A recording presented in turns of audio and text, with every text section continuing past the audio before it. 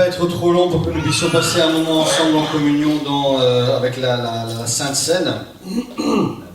Je vais faire comme le pasteur Brochu la semaine dernière. J'aime bien le principe, ceux qui étaient là jeudi, vous avez déjà eu la bande-annonce de la prédication. J'aime ce principe d'encourager et de récompenser les gens fidèles. Ceux qui ne sont pas fidèles, qui ne peuvent pas être là, de toute façon, je suis convaincu que dans vos moments de prière et d'intercession individuelle, le Seigneur vous a déjà communiqué ce même message. Pour les autres, bienvenue. Amen.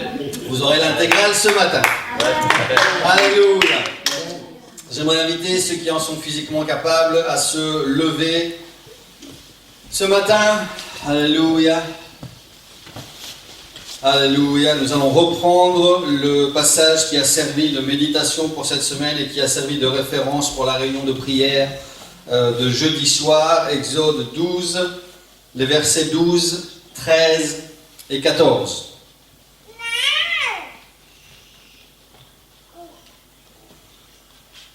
C'est le Seigneur qui explique, qui instaure le principe de la Pâque, qui explique au peuple d'Israël comment sa délivrance va venir et comment l'ange de la mort va passer sur le pays, comment échapper à cet ange de la mort.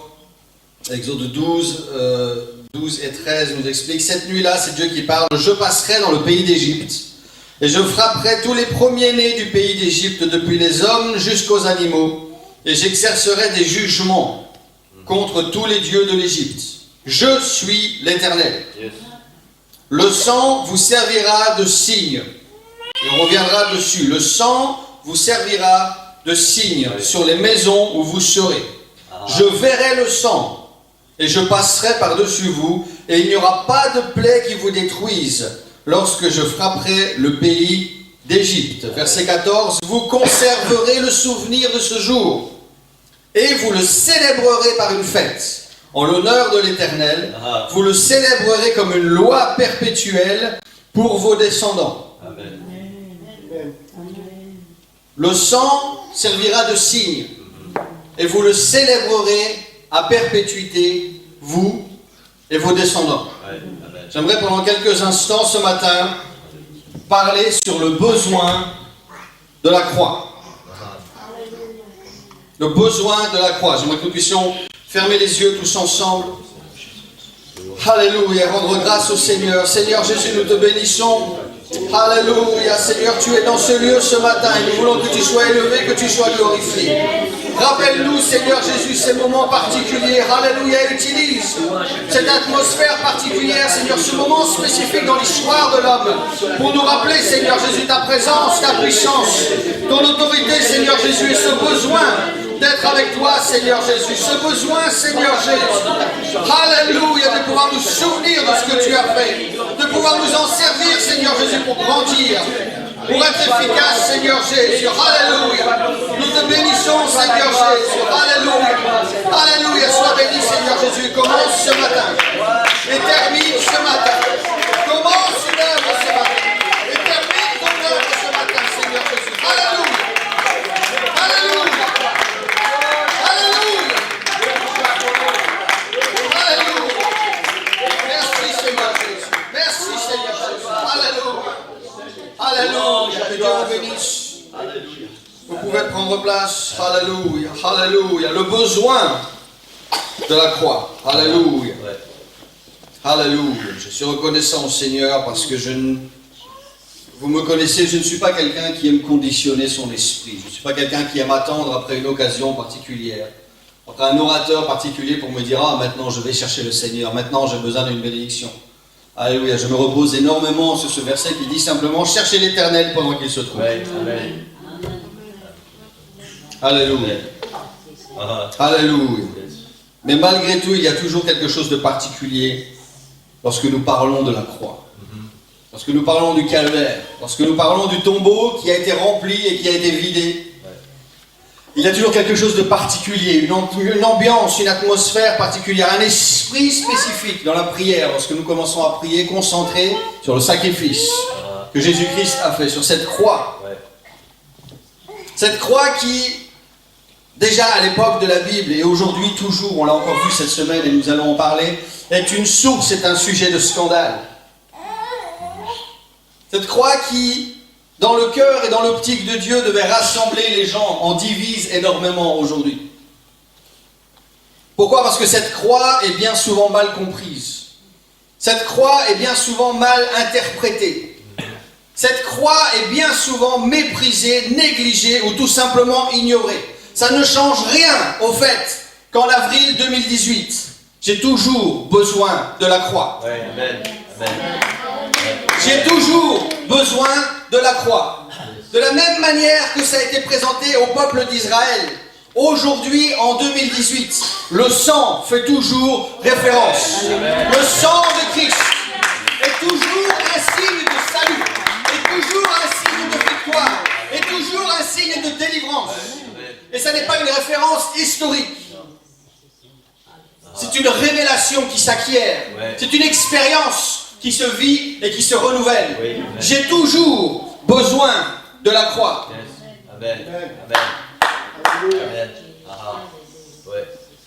La grande erreur de la croix, en ce qui nous concerne aujourd'hui, c'est le message de culpabilité qui est associé avec cette croix. Beaucoup de gens ne veulent pas entendre la croix, parce que la croix leur rappelle ou leur fait croire qu'ils sont coupables, qu'ils sont négligents, que quelque chose pèse sur eux, que Jésus, du haut de cette croix, juge le monde, critique le monde, met le doigt sur nos faiblesses, sur nos erreurs, sur nos échecs. L'erreur de la croix, en ce qui nous concerne aujourd'hui, c'est de croire que cette croix est une croix qui nous rend coupables. Nulle part dans la Bible, vous ne retrouvez ce message. Dans Jean 3, il est écrit que Dieu n'a pas envoyé son Fils pour qu'il juge le monde. Il l'a fait pour que le monde soit sauvé par lui. Dans Romains 5, Dieu prouve son amour envers nous, parce qu'alors que nous devions faire face à cette croix pécheur, Christ est mort pour nous. Dans Jean 13, avant la fête de Pâques, on voit Jésus, la Bible dit que, en sachant que son heure était venue de passer de ce monde au Père, lorsqu'il a compris que c'était le moment de monter sur cette croix, la Bible explique qu'il a aimé les siens qui étaient dans le monde et il a mis le comble à son amour pour eux. Il n'a jamais autant aimé le monde, il n'a jamais autant aimé les disciples, il n'a jamais autant aimé les foules qui le suivaient qu'au moment où il a dû monter sur cette croix. Il n'a pas utilisé ce moment pour les juger, mais il a pris sur lui le jugement auquel je devais faire face lorsque je regardais cette croix. Ça, c'est le message réel de la croix. Ça, c'est pourquoi j'ai encore aujourd'hui besoin de cette croix. Pas parce qu'elle va me juger, pas parce qu'elle va me rabaisser. Ça, c'est un message historique sur lequel j'ai beaucoup de discussions avec certaines personnes autour de moi, mon responsable, avec certaines personnes qui sont dans mon environnement proche, qui utilisent cet argument en disant l'Église est un mouvement politique qui utilise la croix pour garder ces gens esclaves, pour garder ces gens coupables, pour baisser la tête. Tu as péché, tu es pécheur, pour amener ce message de culpabilité. Il y a beaucoup de gens que je connais, beaucoup de gens athées que je connaisse, beaucoup de gens qui combattent ce message de l'évangile, utilisent ce prétexte en disant « Je suis déjà un homme libre, pourquoi est-ce que tu veux que je devienne chrétien pour venir me mettre un grand sac sur le dos et m'en fournir une culpabilité dont je n'ai pas besoin parce que je ne suis coupable de rien ?» Ça, c'est le mensonge de la croix tel que le monde le voit. C'est le mensonge de la croix tel que le diable essaye encore aujourd'hui de le souffler dans nos oreilles. Mais ça n'est pas la réalité de la croix. J'étais coupable avant la croix. J'étais coupable devant la croix. Mais dès que Jésus est monté sur cette croix, dès qu'il est redescendu de cette croix, dès qu'il est sorti du tombeau, je ne suis plus coupable. Les choses anciennes sont passées et tout est devenu nouveau. C'est une erreur de la croix, ce principe de culpabilité. Je ne suis pas ici coupable devant la croix.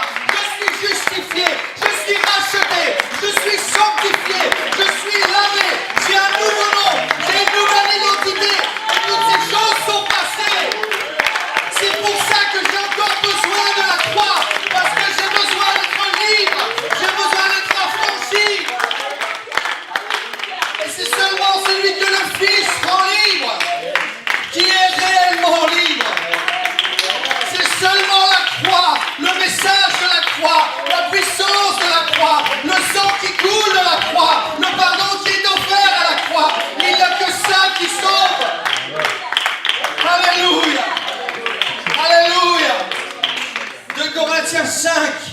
nous dit que Dieu était en Christ. Et il n'a pas jugé le monde, il a réconcilié le monde avec lui-même. Christ est venu dans le monde pour sauver les pécheurs. Et Paul confesse, dont je suis le premier. Et c'est là qu'il faut comprendre le message de la croix. Je ne suis plus coupable devant la croix, mais je suis toujours responsable de ma réaction, de mon acceptation, de mon comportement, devant le respect que j'ai par rapport à ce sacrifice qui a été fait. Paul n'était plus coupable, il savait qu'il avait été racheté, que le Seigneur lui avait donné une nouvelle destinée. Mais il était responsable. Il acceptait cette grâce, il acceptait cet amour, mais jamais il n'a prétendu être autre chose. Il savait d'où il venait. Et je ne peux pas accepter cette croix, je ne peux pas accepter cette grâce sans d'abord prendre la responsabilité de ce que je suis et de ce que j'ai fait. Et c'est là qu'est le problème aujourd'hui. Plus personne ne veut prendre de responsabilité. Tout le monde veut être bon, tout le monde veut une carrière, tout le monde veut être parfait. Il n'y a personne qui est prêt à accepter « je ne suis pas parfait, j'ai fait des erreurs, je me suis planté, j'ai besoin d'aide ». Plus personne ne veut accepter cette responsabilité. Parce que tout le monde a peur d'être jugé sur cette responsabilité. Parce que tout le monde a peur de s'exposer aux moqueries. Tu as fait, tu as dit, tu t'es planté. Ça n'est pas le message de la croix. L'évangile de Jean nous explique ce soldat romain qui était au pied de la croix. Et lorsque Jésus a rendu l'âme, lorsque Jésus a crié et qu'il a baissé la tête, cet homme romain a reconnu, certainement celui-ci était fils de Dieu. Il a pris ses responsabilités, il a pris sa décision. Il a fait son choix, ce jour-là, au pied de la croix. Il a reconnu Jésus-Christ comme Seigneur. Certainement, cet homme-là était fils de Dieu. Certainement, Jésus-Christ de Nazareth, roi des Juifs, c'était juste. Est-ce qu'il a été condamné? Est-ce qu'il a été jugé? Ces deux brigands qui étaient à côté de lui, lorsque l'un a parlé à Jésus et a confessé « Seigneur, souviens-toi de moi ». Est-ce que Jésus l'a condamné lorsqu'il était sur la croix? Est-ce que Jésus a parlé à la foule et a dit « Regardez cet homme, il est coupable, entendez ses paroles ». Il s'est retourné vers lui et lui a dit « Aujourd'hui, tu seras avec moi dans le paradis ». Parce qu'il a pris sa responsabilité. Jésus ne lui a pas en plus mis de la culpabilité. Parce que la croix ne me rend pas coupable. Si je choisis de venir à la croix et d'en être responsable, de ne pas me cacher de la croix, de ne pas trouver des excuses pour essayer de trouver une alternative à la croix. Parce qu'il n'y a pas d'alternative à la croix. Il n'y a pas d'autre nom qui a été donné. Il n'y a pas d'autre manière d'être sauvé. Je suis obligé de passer par la croix. J'ai besoin de la croix. Pour le salut de mon âme, pour la rédemption de mes erreurs, pour pouvoir avoir un futur, une espérance, des plans et des projets. J'ai besoin aujourd'hui de la croix plus que jamais. C'est une parole, c'est ce que 1 Timothée nous explique, c'est une parole certaine et qui est digne d'être reçue. Jésus-Christ est venu dans ce monde pour sauver les pécheurs. L'amour de Dieu, 1 Jean 4, a été manifesté parce que Dieu a envoyé son Fils unique dans le monde afin que nous soyons quoi? Jugés par lui?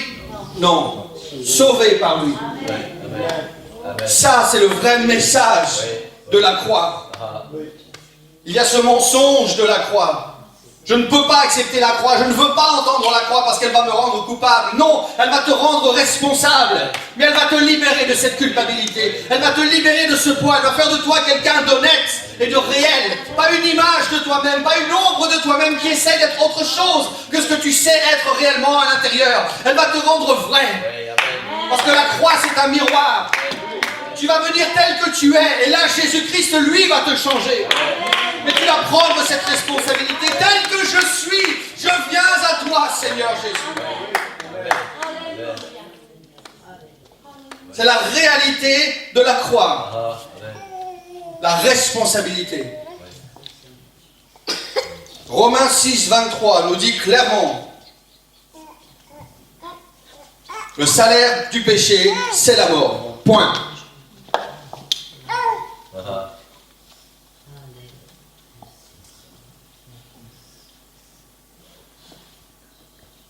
Ézéchiel 18 nous explique ce sens des responsabilités établies par Dieu dans l'Ancien Testament. Vous dites, pourquoi est-ce que le Fils ne porte pas le poids des erreurs de son Père? Et Dieu répond en disant, c'est parce que le Fils a agi avec droiture et justice. C'est parce qu'il a observé et qu'il a mis en pratique toutes mes lois. Alors lui vivra. L'âme qui pêche, c'est celle qui mourra. S'il y a péché, il y a mort. Il y a responsabilité. Le Fils ne portera pas l'iniquité de son Père et le Père ne portera pas l'iniquité de son Fils. La justice du juste reposera sur lui-même, la méchanceté du méchant reposera également sur lui-même. Allez chercher ce genre de message dans les grands téléévangélistes de ce jour. Allez chercher ça dans tous les messages, dans tous les livres qui sont publiés aujourd'hui. Est-ce que je suis coupable? Non. Tu n'es plus coupable par la croix. Est-ce que je suis responsable? Tu dois l'être si tu veux être accepté à la croix. Parce que tu ne peux pas dire, mon frère ou ma soeur, c'est sa faute. C'est parce que c'est la vie, c'est parce que c'est mon salaire, c'est parce que c'est mon travail, c'est parce que c'est mes amis. L'âme qui pêche, c'est celle qui meurt. L'âme qui fait une erreur, c'est celle qui va se retrouver devant Dieu en jugement. Et ça ne sera pas la faute de mon pasteur, ça ne sera pas la faute du corps ministériel. Celui qui a péché, c'est celui qui sera jugé pour lui-même.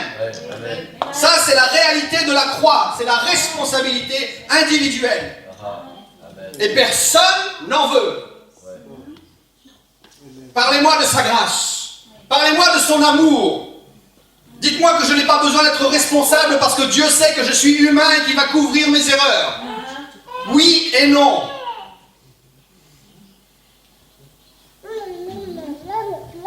Je ne peux pas passer par la croix si je ne suis pas d'abord responsable.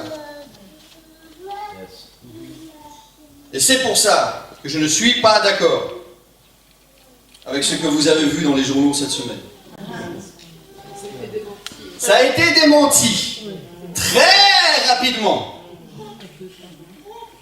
Je ne sais pas si le pape a dit ou non que l'enfer n'existe pas. Quoi qu'il en soit, Église de Nivelles, mesdames et messieurs qui nous regardez, je confirme que l'enfer existe, que le ciel existe, et que c'est ma responsabilité par rapport à Dieu et par rapport à la croix de choisir quel camp je vais prendre.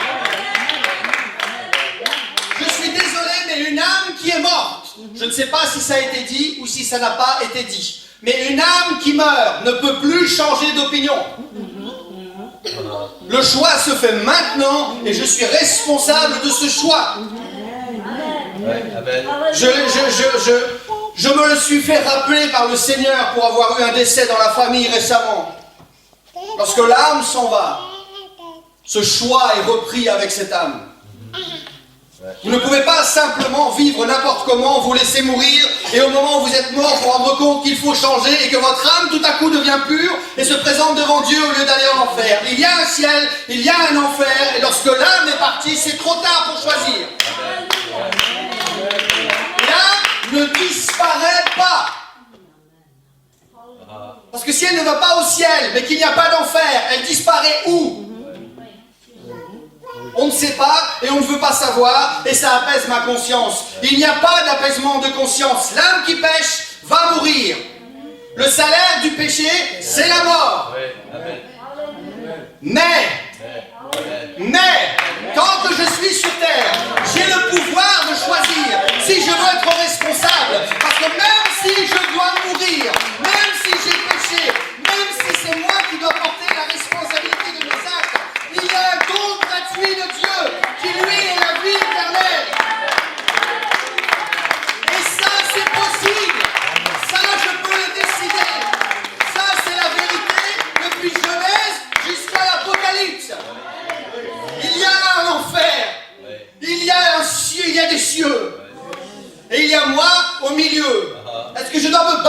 trouver une solution? Est-ce que je suis seul à trouver des réponses? Non. Entre le ciel et l'enfer, il y a la croix, il y a Golgotha, il y a le calvaire qui se tient là comme signe de référence depuis le début de l'humanité. Le sang de Christ est encore un signe aujourd'hui, est encore la référence aujourd'hui qui va décider de mon salut ou de ma perte. Et ça n'est pas une alternative, ce n'est pas un chemin dérivé. C'est le chemin, le seul chemin. Et ça, c'est la puissance de la croix. C'est un message qui est très souvent oublié. Un message, une partie du message que trop d'églises oublient. Une raison pour laquelle beaucoup de gens ne veulent pas entendre parler de la croix. Parce qu'on reste avec Jésus mort.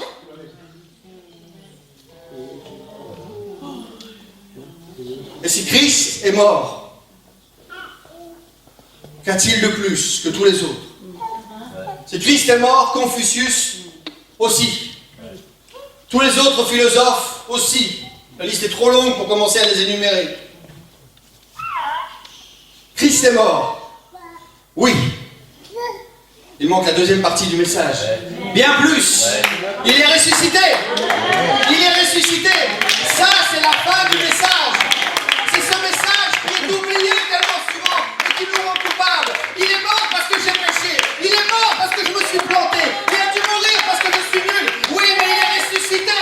Et quand lui est ressuscité, toi tu ressuscites aussi. En nouveauté de vie. Un nouvel homme, une nouvelle femme, non coupable. Non coupable. Ça, c'est la partie du message qui apporte toute la puissance à la croix. C'est la résurrection de la croix. Christ est mort, oui, mais il a fait bien plus. Il est ressuscité. Alléluia.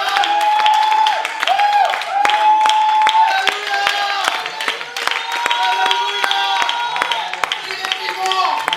Il est vivant. Tous les autres sont morts. Tous les autres sont dans la tombe. Il est vivant. Alléluia. Et c'est pour ça que j'ai besoin de la croix. C'est pour ça que j'ai besoin de la croix. Alléluia. Alléluia. Alléluia. Alléluia. Il devait mourir. Alléluia. Ça n'était pas un changement de plan qu'il a eu sur terre. Quand il a vu qu'il a essayé de sauver les gens et que les gens n'en ont pas voulu, il s'est dit bon, ben finalement, au lieu de devoir leur apporter l'évangile, je vais devoir mourir pour qu'ils comprennent. Ça n'était pas une alternative ou un plan B qu'il a décidé au dernier moment, ça a été sa destinée. Depuis la fondation du monde. Hébreux 9 nous explique pourquoi. Christ est devenu le médiateur, le négociateur d'une nouvelle alliance.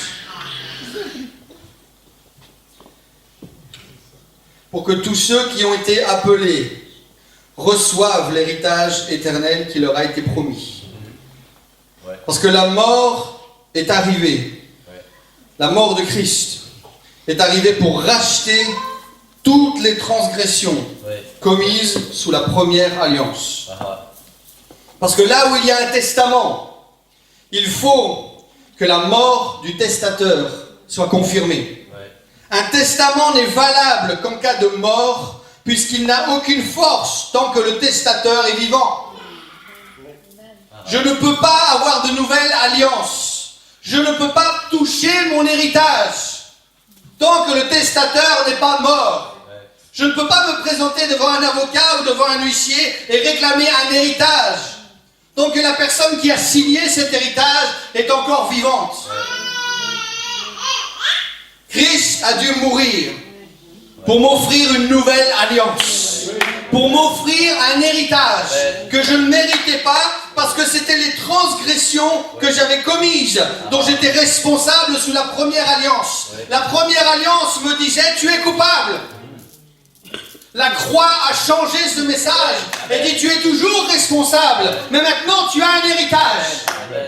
Tu n'es plus coupable, et j'espère qu'on comprend cette différence, j'espère que j'arrive bien à faire passer ce message. Tu n'es pas coupable, mais tu es responsable.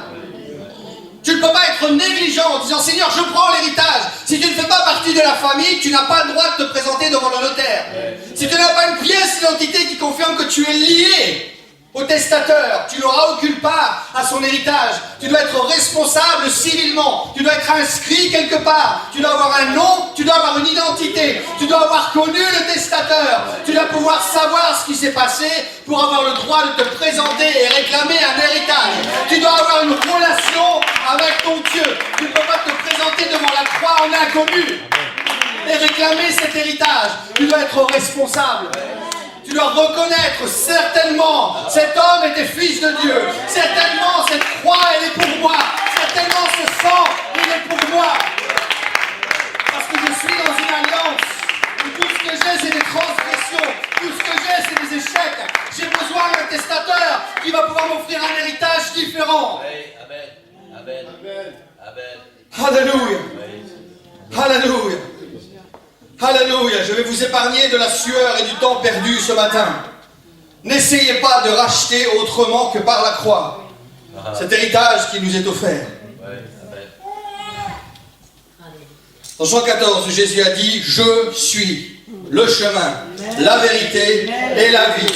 Personne ne va au Père sans passer par moi. Je suis le chemin. Je dois passer par la croix. Je n'aurai pas mon héritage si je ne passe pas par Jésus-Christ, si je ne passe pas par Golgotha. Je ne peux pas me présenter un jour comme ces vierges, pouvoir prétendre que je suis dans l'église et rester endormi, et lorsque l'époux vient, pouvoir participer au mariage. Ça n'est pas possible. Je suis le chemin, je suis la vérité, je suis la vie. Jésus-Christ sur la croix est le seul passage obligatoire pour pouvoir accéder à l'héritage de notre Père. Alléluia. Il n'y a pas d'alternative. Il n'y a pas d'alternative. Alléluia. Une fois sauvé, toujours sauvé? Non. Est-ce que tout le monde va au ciel? Non. Est-ce que ma foi par mes œuvres peut me sauver? Non, pas complètement. Est-ce que l'amour et la grâce de Dieu ne sont pas juste suffisants? Non. Est-ce que croiser un étranger dans la rue une fois dans ma vie, ça fait de moi un membre de la famille? Non. Jésus-Christ est le chemin, la vérité et la vie. Amen. Personne n'aura accès à l'héritage de son Père sans passer par le calvaire.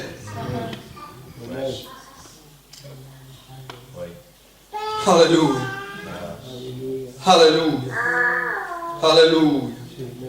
Arrive au dernier point de cette prédication. Alléluia. Je suis. Je suis. Alléluia. L'hébreu, comme toute langue, a connu des modifications. Je vais faire très attention à ce que je dis. A connu des évolutions historiques.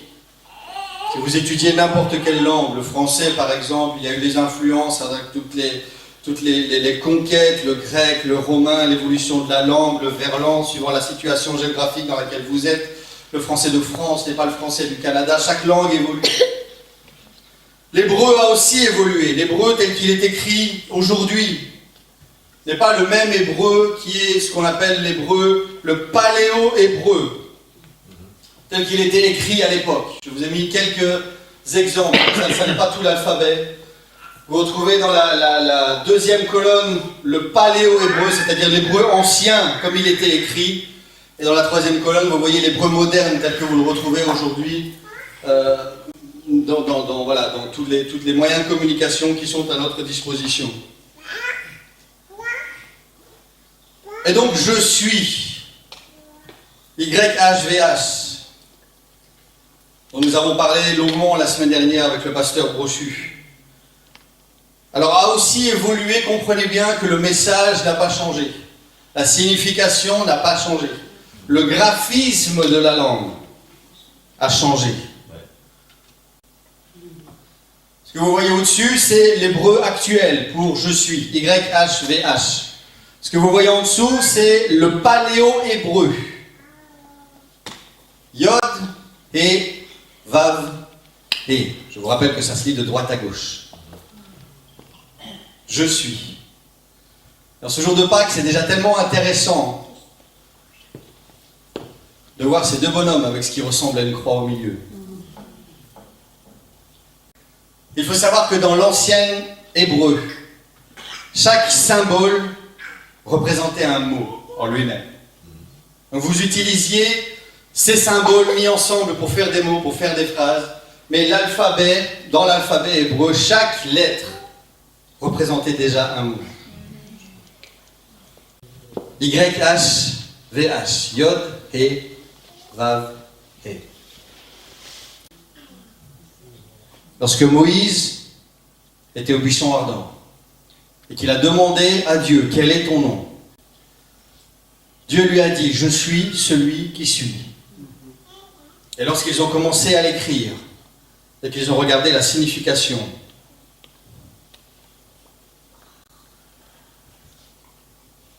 voilà ce que Dieu leur a dit.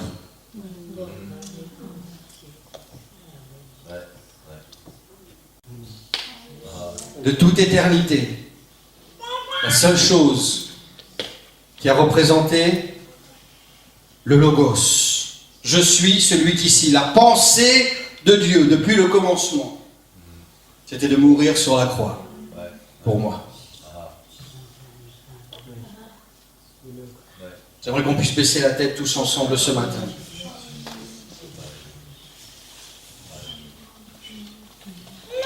Il s'est présenté à Moïse alors que son peuple n'était même pas encore délivré, qu'il n'avait pas encore expérimenté toute la puissance de Dieu. Et déjà, entre les lignes, il était en train d'expliquer à Moïse, il était en train de mettre en route ce plan.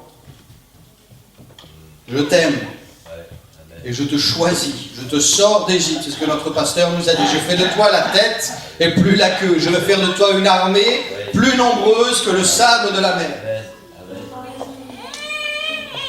Et parce que tu vas être coupable, parce que tu vas te planter, tu vas te rebeller, tu vas désobéir, alors je sais que je vais devoir mourir.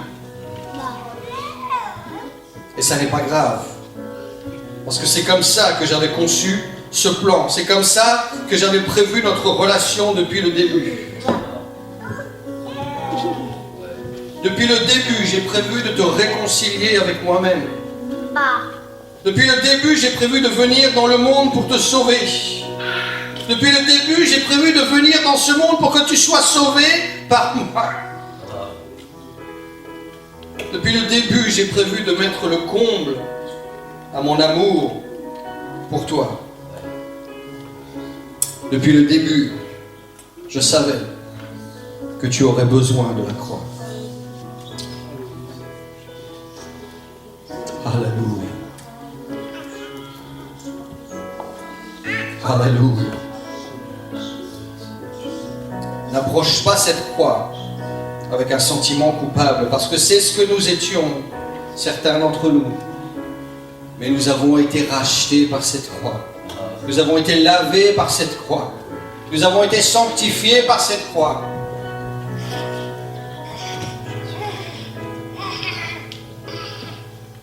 Je peux venir coupable devant cette croix.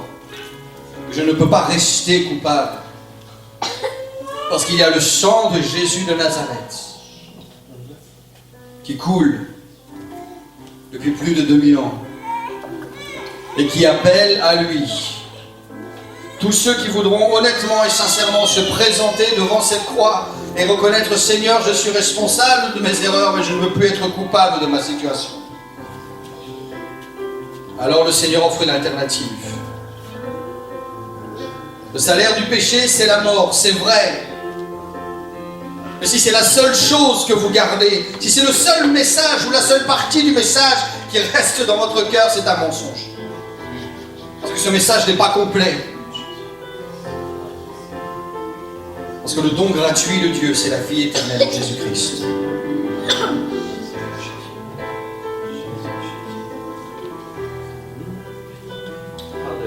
La culpabilité, c'est une erreur si vous êtes à la croix. La responsabilité, c'est une réalité lorsque vous êtes devant la croix. La résurrection de Christ, c'est la puissance qui détermine l'impact de cette croix dans votre vie. J'ai besoin de cette croix pour faire de moi un homme honnête, pas quelqu'un de prétentieux ou d'aveugle qui pense être bon et qui en fait est misérable. J'ai besoin de la croix pour qu'elle me rappelle que j'étais responsable de tout ce que j'ai fait, de tout ce que j'ai dit, de toutes mes erreurs. Mais que cette croix maintenant est un carrefour devant ma vie. Que je ne suis pas obligé de terminer ma vie responsable et coupable. Qu'il y a une alternative, que Jésus sur cette croix peut prendre ma culpabilité et m'offrir un héritage. Faire de moi un membre de la famille. Reconnaître ma personnalité. Tu es mon fils, tu es ma fille. Et je vais mourir pour que tu puisses vivre. Je vais mourir pour que tu aies accès à un héritage que tu cherches, que tu as cherché ailleurs, mais je suis le chemin. Que tu as essayé de trouver dans d'autres philosophies, mais je suis la vérité.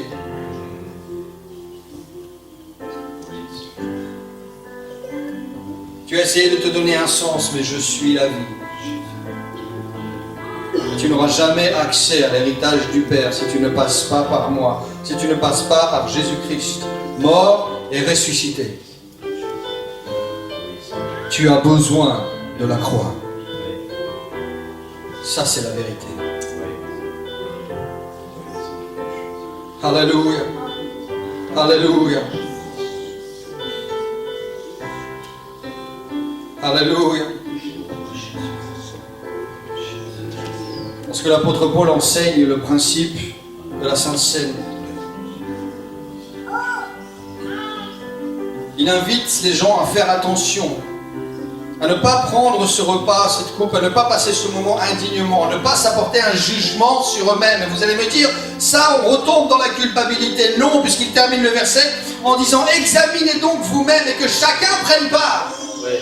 S'il y a des erreurs, ça doit venir ici. Mais ça ne doit pas rester ici. Ne soyez pas négligents face à la croix. Ne soyez pas négligents face au sacrifice qui a été fait.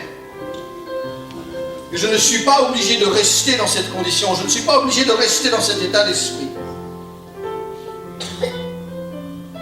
Parce qu'il y a une bénédiction dans cette communion. Il y a une bénédiction au pied de cette croix.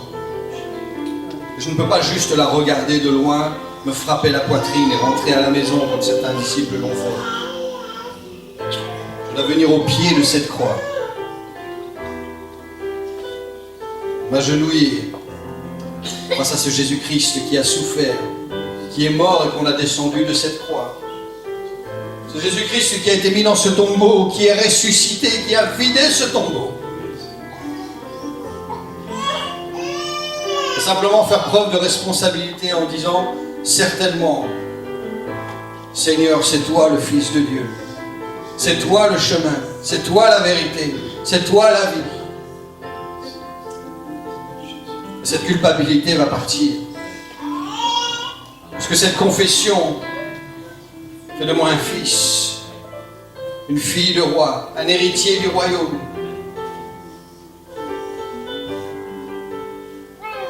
Nous allons prendre quelques instants pour chanter.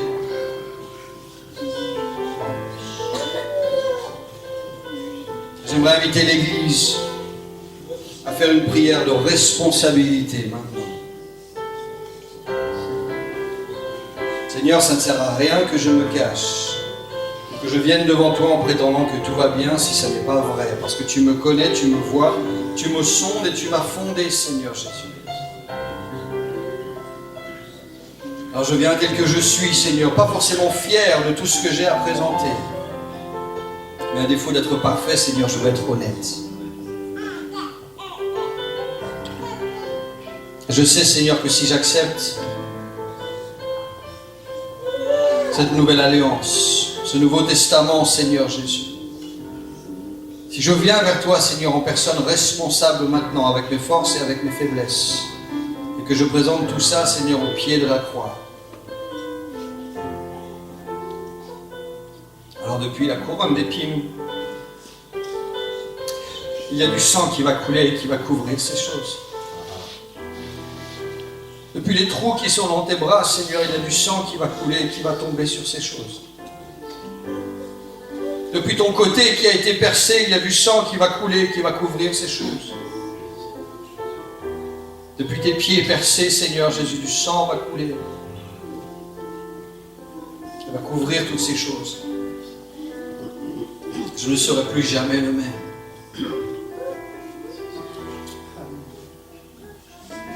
Élève ta voix, Église.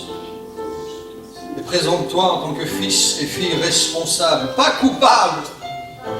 Tu n'as pas besoin de rester coupable. Tu n'as pas besoin de trouver des solutions toi-même. Il est le chemin. Passe par la croix. Passe par la croix. Parce que c'est là qu'il t'attend depuis toujours. Depuis toujours, il souffle, il murmure, voici mes mains. Voici les clous dont tu auras besoin. Voici la croix par laquelle il va falloir que tu passes si tu veux que les choses changent. Si tu veux cet héritage. Présente-toi simplement devant ton Père ce matin.